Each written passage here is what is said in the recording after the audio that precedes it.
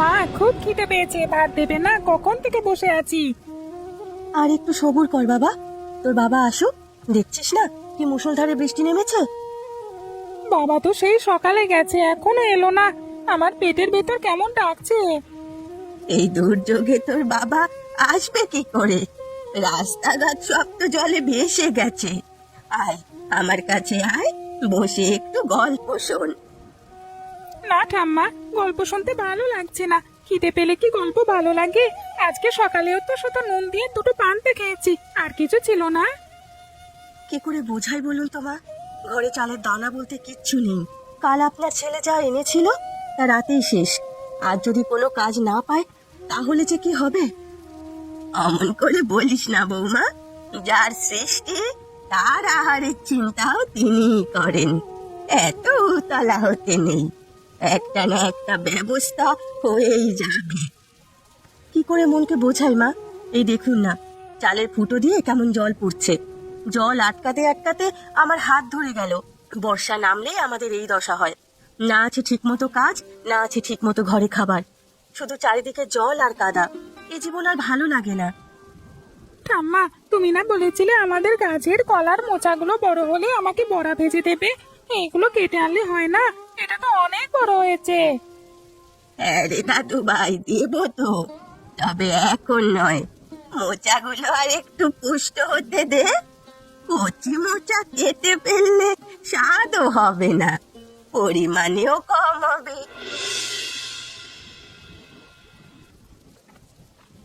ওই তো তোর বাবা আসছে। আহারে, কি ভীষণ ভিজে গেছে মানুষটা। কি গো, এত দেরি হলো? কিছু কাজ পেয়েছিলে? জমিদার বাবু কি বললো?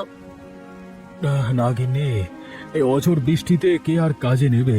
সব জায়গায় জল থই থই করছে। মহাজন বলল আগে বৃষ্টি কমুক, মাঠে জল নামুক, তারপর কাজের কথা। এখন কোনো কাজ নেই। তাহলে এখন কি হবে? ঘরে তো একটা চালও নেই, প্রবীরটা সকাল থেকে না খেয়ে আছে। আমি জানি গিন্নি, তাই তো আসবার পথে সাধু দাসের দোকান থেকে এই এক পোয়া চাল ধারে নিয়ে এলাম। অনেক কাকুতি মিনতি করতে হলো। তাড়াতাড়ি এটা রান্না করে আনো গিন্নি। শুধু তো বড় ভালো লোক নয়, ও তোকে এমনি এমনি চাল দিল? বিশ্বাস হচ্ছে না। না না, এমনি দেয়নি। 10টা কথা শুনিয়েছে, বলেছে এই শেষবার দিলাম, এরপর কাজ করে টাকা শোধ না করলে আর এক পয়সার জিনিসও বাকি পাবি না। তোদের মতো গরিবকে বাকি দিয়ে আমার ব্যবসা লাটে ওঠাবে নাকি? এক পোয়া চাল, এই এক পোয়া চালে আমাদের 4 জনের পেট ভরবে? প্রবীরকে কি খাওয়াবো? বাবা, তুমি আমার জন্য কিছুই আনোনি? একটা বিস্কুটও না? না রে বাবা, আজকে কিছু আনতে পারিনি, কিন্তু কালকে আনবো, কেমন? এই কথা দিচ্ছি। মা, আমাকে আর একটু ভাত দেবে? আমার পেট একটুও ভরেনি, আর একটু দাও না মা। আর তো ভাত নেই রে সোনা, যা ছিল সব তোকেই দিয়েছি। দেখছিস না হাড়ি খালি। নে বাবা, আমারটা খা, আমার আজকে একদম খিদে নেই। না বাবা, তাহলে তুমি কি খাবে? তোমারও তো খিদে পেয়েছে, তাই না? আরে না, তুই খা তো, বড়দের অত খিদে পায় না, তুই পেট ভরে খা বাবা। আর কতদিন চলবে এই অভিনয়? ছেলেটাকে হাত পেটা খাইয়ে রাখতে আমার বুকটা ফেটে যাচ্ছে রে রমেশ। আমি আর পারছি না মা। কাল সকালে উঠে উনুনে কি চড়াবো তা আমি জানি না। এক ফোঁটা তেলও নেই ঘরে যে দুটো বড়া ভেজে দেবো। শুধু নুন দিয়ে ভাত আর কতদিন খাওয়ানো যায় একটা বাচ্চাকে? আমি কালকে আবার কাজ খুঁজতে যাব, ভরসা রাখো। কালকে কিছু একটা কাজ পেয়ে যাব, চিন্তা করো না গিন্নি। ওগো শোনো, যেভাবেই হোক তোমার কিছু একটা ব্যবস্থা করতে হবে, না হলে আমরা যে না খেতে পেয়ে এভাবেই মারা যাব। তুমি আমার ছেলেটার কথা চিন্তা করো, এই ছোট বয়সে তাকে কত কষ্ট সহ্য করতে হচ্ছে। ও কমলা, তুমি তো দেখছো আমার ছেলে কত কষ্ট করছে, কিছুতেই তো কিছু করতে পারছে না। সে কি করবে বলো? তুমি চিন্তা করো না, দরকার হলে আমি ভিক্ষা করব, তাও আমার দাদু ভাইয়ের কিছু হতে দেব না। কি বলো মা, তুমি বুড়ো বয়সে ভিক্ষা করবে মানুষের বাড়িতে যেয়ে যে? আমি বেঁচে থাকতে এটা কিভাবে দেখতে পারি বলো? যা কিছু হয়ে যাক, তুমি ভিক্ষা করবে না, তোমার ছেলে এখনো বেঁচে আছে।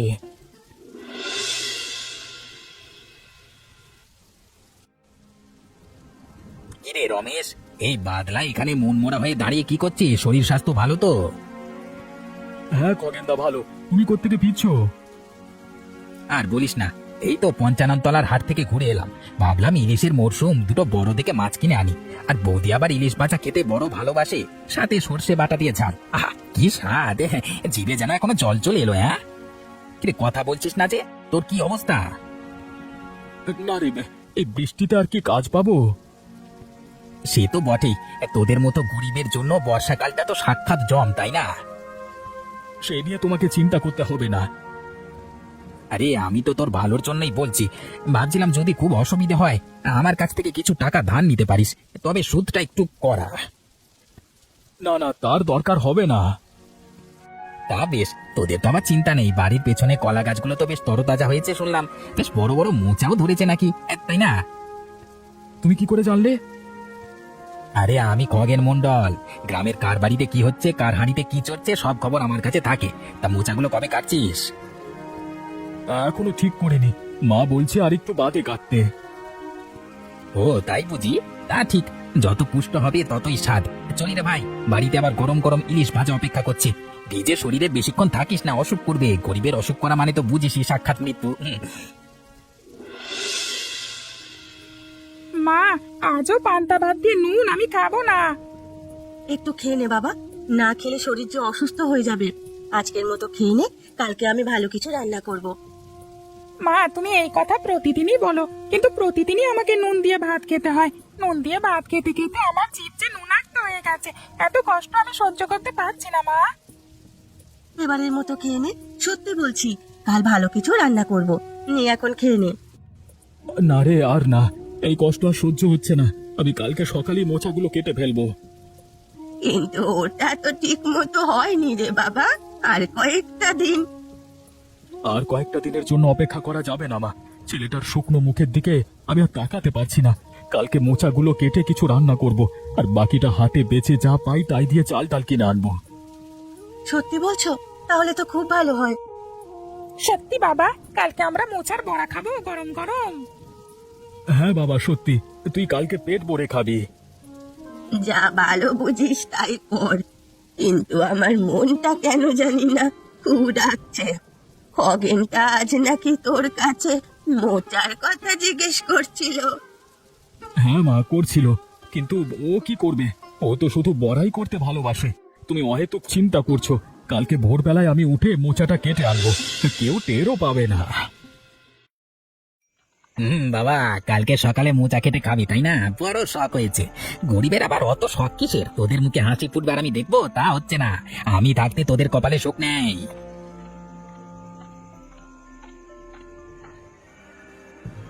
বাহ, বেশ হয়েছে তো মোচাটা। আর দেখেই জিভে জল চলে আসছে। আরে এটা দিয়ে আমার বাড়ির 3 দিন আরামসে চলে যাবে। আর তোরা তোরা কালকে সকাল উঠে কপাল চাবাড়াবি, ভাববি ভগবানও তোদের দিকে মুখ তুলে তাকায় না। টিকি টিকি টিকি টিকি টিকি টিকি। আরে তোদের এই কান্নাকাটি দেখার জন্যই তো আমরা বেঁচে থাকা, আমাদের কি আনন্দ। এখন চট করে দা দিয়ে মোচাটা কেটে ফেলি, তাড়াতাড়ি কেটে ফেলতে হবে কেউ দেখবার আগেই। ব্যাস, এবার পটলিতে ঢুকিয়ে রাখি, কাজ হাসিল কেল্লা ফতে। রমেশ, কালকে সকালে যখন দেখবি মোচা নেই তখন কেমন লাগবে? বাপের রাতের বেলা জ্বরে পড়ে গেছে আর আমি বাড়িতে বসে বসে গরম মোচার ঘন্ট খাবো। মোচাগুলো তো কেটে ফেললাম, কিন্তু এভাবে দেখলে সবাই বুঝবে যে কাটা হয়েছে। কি করা যায়? হ্যাঁ, জব্বর বুদ্ধি পেয়েছি। এক মোচার এই ডালটা এইভাবেই বেঁকিয়ে দিই, তাহলে সবাই দেখে বুঝবে ঝড়ে হয়তো ভেঙে গেছে। হ্যাঁ, খগেন তোর মাথায় তো অনেক বুদ্ধি। সাপও মেরে ফেললাম, লাঠিও ভাঙলো না। এখন তাড়াতাড়ি বাড়ি যাওয়া যাক, গিন্নিকে খুব সুন্দর করে রান্না করতে বলবো। তাড়াতাড়ি যাই, কেউ দেখবার আগেই। কিরে অন্ধকারে ওখানে? কিরে কে বলছিস বল, না হলে ছাতা দিয়ে আজকে পিটিয়ে ছাড়বো না, ছাল তুলে দেবো। কিরে কথা বলবি না? তোকে আজকে পেয়েছি সালার চোর বেটা।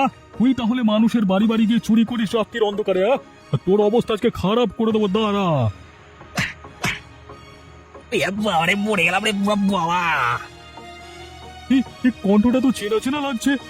না না, চিনে ফেলবার আগে এখান থেকে কেটে পড়তে হবে। ওরে বাবা, পালাই। ওগো, সর্বনাশ হয়ে গেছে, তাড়াতাড়ি এসো। মা, দেখে যান কি হয়েছে, আমাদের সব আশা শেষ। কি হয়েছে গিন্নি? অমন করে চিৎকার করছো কেন? কি হলো? ওই দেখো আমাদের কপাল পুড়েছে। আয় আয়, আমাদের সব আশা শেষ হয়ে গেল রে। এটা কি করে হলো? মোচাটা কোথায়? আমি কি জানি, কাল রাতে ঝড়ে হয়তো ভেঙে পড়ে গেছে আর শেয়ালে টেনে নিয়ে গেছে।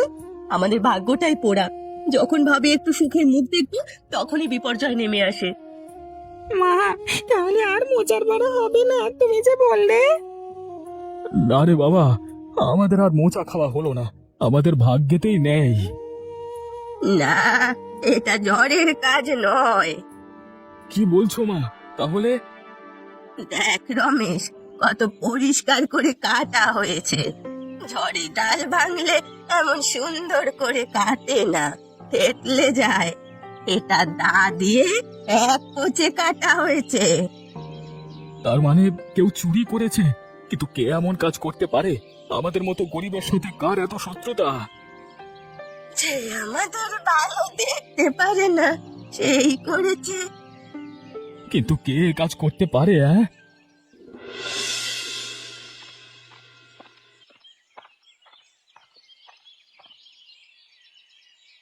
কি রে রমেশ, মুখটা এমন হনুমানের মতো করে রেখেছিস কেন? আজও কাজ জোটেনি বুঝি? না না না রে না। শোন শোন, তোদের নাকি একটা বড় ক্ষতি হয়ে গেছে। আজকে সকালে হাটে শুনলাম তোদের কলার মোচাটা নাকি ঝড়ে পড়ে গেছে। ইস, বড্ড খারাপ লাগলো শুনে। কত আশা করেছিলি ওটা নিয়ে রে। তোমার তো খুব আনন্দ হওয়ার কথা খগেনদা। কি বললি? আমি আনন্দ পাবো কেন? আমারও তো দুঃখ হয়। দুঃখ তো তুমি পাবেই খগেন। মাসিমা, আপনি কি কি যেন বলেন না? তা তো দেবেই। আচ্ছা বাবা খগেন, কালকের ঝড়টা বড় অদ্ভুত ছিল তাই না? অদ্ভুত কেন মাসিমা? যেমন ঝড় হয় তেমনই তো হলো। না রে বাবা, বড় চালাক ঝড়। গোটা গ্রামে কারো গাছের একটা ডালও ভাঙলো না, শুধু আমাদের ওই মোচা ধরা ডালটাকেই বেছে বেছে ভেঙে দিল। আবার এমন ভাবেই ভাঙলো যেন কেউ দা দিয়ে কেটেছে। বড় শিক্ষিত ঝড় ছিল বটে। কি যে বলেন মাসিমা, ঝড়ের আবার বুদ্ধি শুদ্ধি আছে নাকি? যাকে আমার তারা আছে, বাড়িতে আজকে ভালো মন্দ রান্না হচ্ছে। কি রান্না হচ্ছে খগেনদা? ইলিশ মাছ নাকি? আরে না, আজকে স্পেশাল মেনু কলার মোচার ঘন্ট, খাসা জিনিস। আর তোমার বৌদির হাতের রান্না তো সেই স্বাদ। বর্ষার দিনে এর চেয়ে ভালো খাবার আর হয় না। চলি চলি। হ্যাঁ রমেশ, একটু শুনে যা। হ্যাঁ গোপালদা, বলো, কিছু বলবে? রমেশ, শুনলাম তোর কলা গাছের মোচাগুলো ঝড়ে ভেঙে গেছে বলছে। হ্যাঁ গোপাল দাদা, কি আর বলবো অসহায়ের কথা। আমি তোর কষ্ট বুঝতে পারছি রমেশ। শোন, আমার মনে হয় ওই কলার মোচাগুলো ঝড়ে ভাঙেনি, ইচ্ছে করে চুরি করে নিয়ে গেছে। আমরাও তাই সন্দেহ করছি গোপালদা, কিন্তু বুঝতে পারছি না কে এই কাজ করেছে। কালকে রাতে আমি তোদের বাড়ির কাছে একজনকে দেখেছিলাম, এখন আমি বুঝতে পারছি সেটা কে ছিল। ওটা খগেন ছিল। কালকে রাতেই ওর কণ্ঠ শুনে কেমন চেনা চেনা লাগছিল। এখন বুঝতে পারছি এটা খগেনেরই কাজ। সময় থাকতে ওকে ধরে ফেল। আমার আবার কাজ আছে, গেলাম। হ্যাঁ, শুনলি রমেশ, আমি তোকে বলেছিলাম এটা খগেনের কাজ। আবার নির্লজ্জের মতো নিজের মুখে বলে গেল কলার মোচার ঘন্ট রান্না করবে। হ্যাঁ মা, সবই তো শুনলাম। কি করব বলো মা? ঠাকুর সব জানেন। ঠাকুরের একটা বিচার করো। অসহায় মানুষের সাথে এমন করার শাস্তি তুমি দাও।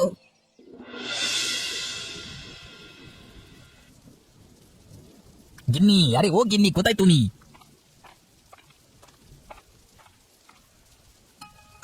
কি হয়েছে? এত ডাকাডাকি কেন করছো? গিন্নি, তোমাকে না বললাম কালকে রাতে মোচাগুলো এনেছিলাম, ওইগুলো তো তোমাকে রান্না করতে বলেছিলাম। এই বৃষ্টির মধ্যে আমি ওসব রান্না করতে পারবো না, এই বলে দিলাম। আরে গিন্নি, এত রাগ করছো কেন? আমার লক্ষ্মী গিন্নি, একটু রান্না করে দাও না গো। হ্যাঁ বলো যা, তোমার খেতে ইচ্ছে করছে তুমি রান্না করো, আমি পারবো না। আমি এখন আমার বাপের বাড়ি চলে যাব, কিছুদিন পর আসবো। আহা, এমন করছো কেন? তুমি কেন বাপের বাড়ি চলে যাবে? হ্যাঁ, এই বৃষ্টি না থামলে আমি এই বাড়িতে আসছি না বাপু। বৃষ্টি থামলে চলে আসবো। তুমি তো সব সময় কষ্ট দিতে চাও আমাকে, তাই আমি থাকবো না। আরে আমি তোমাকে কষ্ট দিতে যাব কেন? তোমার যা ইচ্ছে তাই করো। বৃষ্টির কারণে এখানে কদিন পরে পানি উঠে আসবে, আমি এখানে থাকতে পারবো না। এখনই উঠোন পিচ্ছিল হয়ে গেছে, আজ আমি উঠোনে পড়ে গিয়ে আমার পা মচকে গেছে। সেদিকে তো দেখো না, এসেছে মোচার ঘন্ট খেতে। আচ্ছা আচ্ছা ঠিক আছে, আমি রান্না করলাম, তুমি তাহলে তোমার বাপের বাড়ি কিছুদিন ঘুরে এসো, আবার চলে এসো তাড়াতাড়ি। হ্যাঁ, এখন আমি খুব সুন্দর করে মোচার ঘন্ট রান্না করব। মোচাটা একদম কচি ছিল। সালা রমেশটা এখন নিশ্চয়ই বউ ছেলেকে নিয়ে কপাল চাপড়াচ্ছে। কি মজা কি মজা! ওদের রান্না আর আমার ভোগ, জীবন তো এমনই হওয়া উচিত। যারা পারে তারা কেড়ে খায়, আর যারা পারে না তারা কেউ আর এটাই কেউ। এইবার গরম গরম ভাত দিয়ে উফ, ভাবতেই জিভে জল চলে আসছে। সারা গরিবগুলোর মুখের গ্রাস কিনে খাওয়ার মজাই আলাদা। ওদের চোখের জল দিয়ে ভাত মাখিয়ে খাওয়ার মতো সুখ আর কিছুদিন এবার মজা বার করবো। আরে এ কি হলো? কি ব্যাপার? ওরে বাবা রে, ও কোমরটা মনে হচ্ছে ভেঙে গেল। ওরে বাবা, আমার মোচার ঘন্টা সব পায়ে পড়ে গেল, পাটা পড়ে গেল। ওরে বাবা, ও মরে গেলাম। বাঁচাও বাঁচাও, কে আছো বাঁচাও। খগেনদা, রমেশ ভাই আমার, আমাকে বাঁচারে, পা পুড়ে গেল, খুব জ্বালা করছে, আমি মরে যাব। ও ভগবান, গেলাম, কেউ আমাকে বাঁচাও। হে কি কাণ্ড! যে মোচা আমাদের খাওয়ার কথা ছিল, সে মোচাই তোমার এই হাল করলো খগেনদা। চুপ কর বৌমা, এখন সব কথা বলার সময় নয়। বিপদে পড়া মানুষ এখন শত্রু নয়। রমেশ, ধর তো ওকে, ঘরে নিয়ে চল। আর তুই কমলা, যা এক ঘটি ঠান্ডা জল নিয়ে আসি কি। আর দেখ যদি কারো বাড়িতে নিম পাতা পাস, সে নিয়ে আয়। ঠিক আছে মা, আমি যাচ্ছি। এই নিন মা, নিম পাতা বাটা, দাদার ক্ষত জায়গায় লাগিয়ে দিন। ওরে বাবা, লাগছে, আমি আর সহ্য করতে পারছি না, অনেক জ্বালা করছে। একটু ধৈর্য ধর বাবা, জ্বালাটা এখনই কমে যাবে। নিম পাতা খুব উপকারী। মাসিমা, আমি পাপী, আমি মহা পাপী, আমি খুব অন্যায় করেছি। আমি আমি কালকে রাতে তোমাদের গাছের মোচা চুরি করেছিলাম। আপনাদের বিপদে ফেলতে আমি এই কাজ করেছিলাম। আমি তোমাদের মুখের হাসি কেড়ে নিতে চেয়েছিলাম, তোমাদের কষ্ট দিতে চেয়েছিলাম, আমি হিংসে চলে যাচ্ছিলাম। উপরওয়ালা আমাকে কি শাস্তি দিল! যে মোচা আমি চুরি করে ভোগ করতে চেয়েছিলাম, সেই মোচাই আমাকে জ্বালিয়ে দিল। আমার পাপের ফল আমি হাতে নাতে পেলাম। আমি পাপ করেছি, আমাকে কুকর্মের শাস্তি দিয়েছে মাসিমা, উপরওয়ালা। ছি ছি, আপনি এমন কাজ করতে পারলেন খগেনদা? আমরা না হয় গরিব, আমাদের কিছু নেই, কিন্তু আপনার তো অভাব ছিল না, তাহলে কেন আপনি এমন কাজ করলেন? আমার ছেলেটার মুখের হাসি কেড়ে নিয়েছেন আপনি। আমার ছেলেটা কলার মোচা বড়া খাবে বলে কতদিন ধরে শুধু শুধু নুন দিয়ে ভাত খেয়েছে। আপনার এমনি শাস্তি পাওয়া দরকার ছিল। অভাব আমার মনে বৌদি, তোমাদের কিছু না থেকেও কত সুখ, তোমাদের একে অপরের জন্য কত মায়া। আর আমার সব থেকেও কিছু নেই, আমি একা, বড় একা গো। আমার ভেতরটা শুধু হিংসে আর ষড়যন্ত্রে ভরা। আমাকে ক্ষমা করে দে ভাই রমেশ, আমি তোর কাছে হাত জোর করছি, আমাকে ক্ষমা করে দিন মাসিমা বৌদি। ক্ষমা করার মালিক আমি নই বাবা, তিনি উপরে বসে আছেন। নিজের ভুল বুঝতে পেরেছিস, এটাই অনেক। পাপ করলে তার শাস্তি পেতেই হয়, কর্মফল মানুষকে ছাড় দেয় না। এটা সব সময় মনে রাখবি বাবা। রমেশ ভাই, এই নাও। আরে খগেন, তুমি এখানে কি করছো? তোমার শরীরটা কোনো সুস্থ হয়নি, এসব কি? আমি তোমাদের সাথে এত কিছু করবার পরও তোমরা আমার এত সেবা করেছো, তোমাদের জন্য কখনো কিছু করিনি। এই সামান্য জিনিসগুলো রাখো, এখানে সারা মাসের চাল, ডাল, আলু, কলার মোচা, একটা বড় ইলিশ মাছ আছে। আর রমেশ, কালকে থেকে পঞ্চায়েতের কাজে লেগে যেও। বর্ষার জন্য রাস্তা সারানোর কাজ শুরু হবে। মোড়ল মশাইকে বলে আমি এই কাজ তোমাকে দিয়ে করাতে চাই রমেশ। আমি প্রায়শ্চিত্ত করতে চাই। অনেক কষ্ট করে তোমার বাড়িতে এসেছি, আমাকে দয়া করে ক্ষমা করে দিও। তুমি কেন ক্ষমা চাইছো? তুমি আজকে আমার অনেক বড় উপকার করলে। তোমাকে যে কি বলে ধন্যবাদ দেবো খগেনদা, অনেক আগেই তোমার প্রায়শ্চিত্ত হয়ে গেছে। তুমি ভালো হয়ে গেছো খগেনদা। দেখলি তো রমেশ, ভগবান কখনো মুখ ফিরিয়ে নেন না, তিনি শুধু সঠিক সময়ের অপেক্ষা করেন। হ্যাঁ মা, তুমি ঠিকই ছিলে।